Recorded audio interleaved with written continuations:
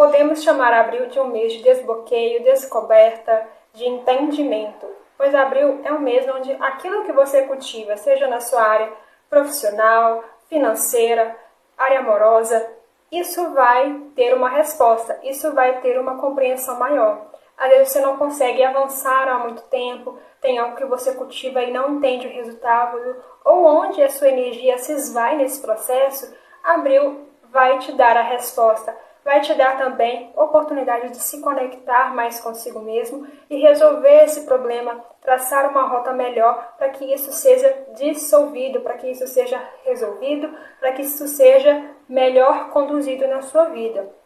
Curta esse vídeo e ative a afirmação: em abril eu vou alavancar aquilo que eu preciso há muito tempo.